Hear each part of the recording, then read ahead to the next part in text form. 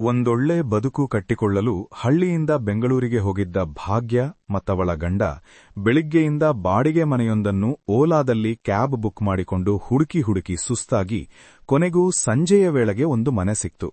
ಮನೆಯವರಿಗೆ ಅಡ್ವಾನ್ಸ್ ಕೊಟ್ಟು ಕ್ಯಾಬ್ಗೆ ಬಾಡಿಗೆ ಕೊಟ್ಟು ಕೀ ತೆಗೆದುಕೊಂಡು ಮನೆಯೊಳಗೆ ಹೋದರು. ಅಲ್ಪ ಸ್ವಲ್ಪ ಮನೆ ಸ್ವಚ್ಛ ಮಾಡಿದ್ರು. ಹಾಲುಕ್ಕಿಸಿ ಅಡುಗೆ ಮಾಡೋಣ ಅಂತ ಅಂದುಕೊಂಡು ಭಾಗ್ಯ ತನ್ನ ಗಂಡನಿಗೆ ಮನೆಗೆ ಬೇಕಾಗುವ ದಿನಸಿ ತರಲು ಹೇಳಿದ್ಲು. ಅವಳ ಗಂಡ ಬ್ಯಾಗ್ ತೆಗೆದುಕೊಂಡು ಹೊರಟನು. ಬಾಗಿಲು ಹಾಕ್ಕೊಂಡಿರು, ನಾನು ಬರೋವರೆಗೂ ಅಂತ ಹೇಳಿ ಹೊರಟ. ಗಂಡ ಬರೋವರೆಗೂ ಸುಮ್ಮನೆ ಮೊಬೈಲನ್ನು ನೋಡುತ್ತಾ ಕೂತಿದ್ದ ಭಾಗ್ಯಾಳಿಗೆ ಎದುರಿಗೊಂದು ಕತ್ತಲೆ ಕೋಣೆಯ ಕತ್ತಲೆ ಬಾಗಿಲು ಕಂಡು ಟಾರ್ಚ್ ಹಾಕ್ಕೊಂಡು ಸಮೀಪ ಹೋದಳು. ಹತ್ತಿರ ಹೋಗಿ ನೋಡಿದಾಗ ಅಲ್ಲಿ ಬಾಗಿಲೇ ಇರಲಿಲ್ಲ. ಬಾಗಿಲಿಲ್ಲದ ಆ ಕತ್ತಲೆ ಕೋಣೆಯನ್ನು ನೋಡಿ ಭಾಗ್ಯಾಳ ಹೃದಯ ಒಂದಿಷ್ಟು ಬಡಿದಂತಾಯಿತು.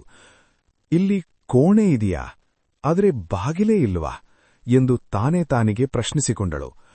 ಟಾರ್ಚಿನ ಬೆಳಕು ಒಳಗೆ ಬೀಳುತ್ತಿದ್ದಂತೆ ಗೋಡೆಗಳ ಮೇಲೆ ಏನೋ ಕಪ್ಪು ಗುರುತುಗಳು ಕಾಣಿಸಿದವು.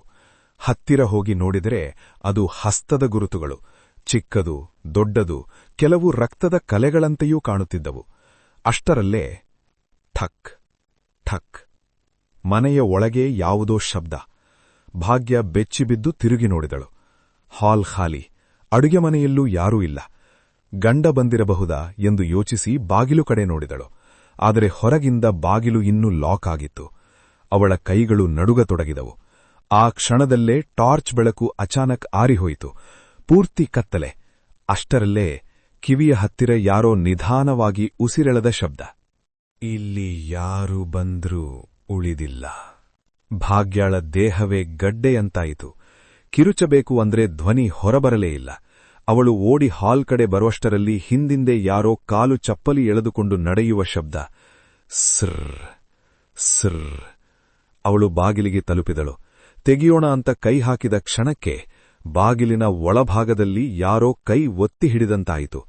ಅದೇ ಕ್ಷಣದಲ್ಲಿ ಅವಳ ಮೊಬೈಲ್ ವಾಯ್ಸ್ ಮೆಸೇಜ್ ನುಡಿತು. ಗಂಡನ ಧ್ವನಿ.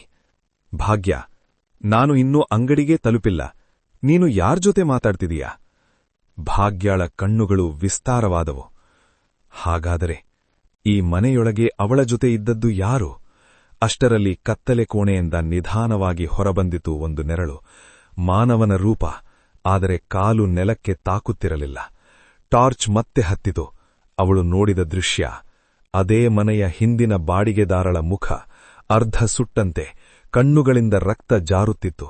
ಅವಳು ನಗುತ್ತಾ ಹೇಳಿದಳು, ಈ ಮನೆ ಬಾಡಿಗೆಗಲ್ಲ ಅಮ್ಮ, ಇದು ನಮ್ಮ ಕೊನೆಯ ವಿಳಾಸ. ಭಾಗ್ಯ ಜೋರಾಗಿ ಕಿರುಚಿದಳು. ಆ ಕಿರುಚಾಟದ ಜೊತೆ ಲೈಟ್ಗಳು ಒಟ್ಟಿಗೆ ಆರಿಹೋಯಿತು.